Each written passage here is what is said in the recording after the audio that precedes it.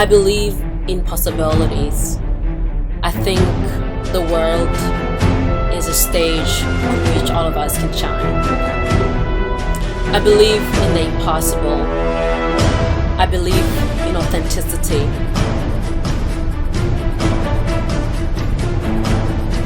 I believe we are all born to shine. Imagine the world, a million possibilities. Hello online family, my name is Pretty Sohai. I'm your global transformation strategist coming to you from Tokyo. And happy week 3 of the year 2016. I hope you're still holding on to your dreams, to your goals, to everything else that you've set your mind to do. Today, I just don't want to take too much of your time. I just want to share with you something really quick for this week, and then I'll be out, I promise. Just give me a short break though.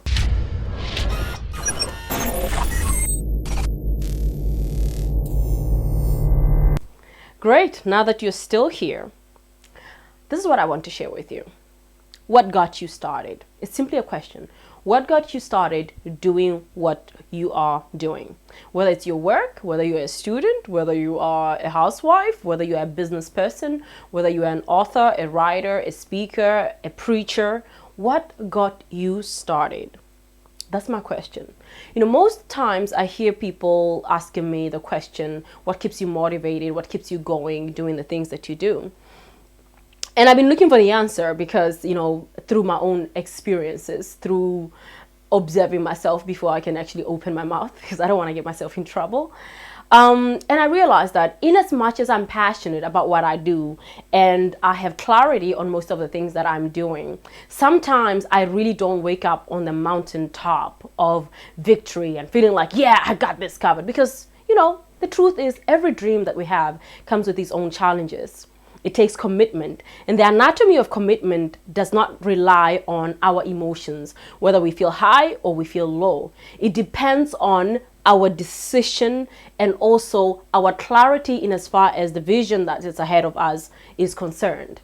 Now, oftentimes when we're in the middle, in the valley of emotions, where it seems like it's not as exciting, where we have to really do the foundational work, where we need to put in the work that nobody gets to see, where there is no glory and there's no spotlight, oftentimes we may feel discouraged.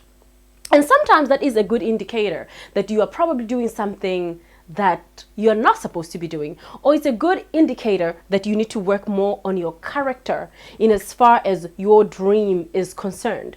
Now, I asked you the question, what got you started?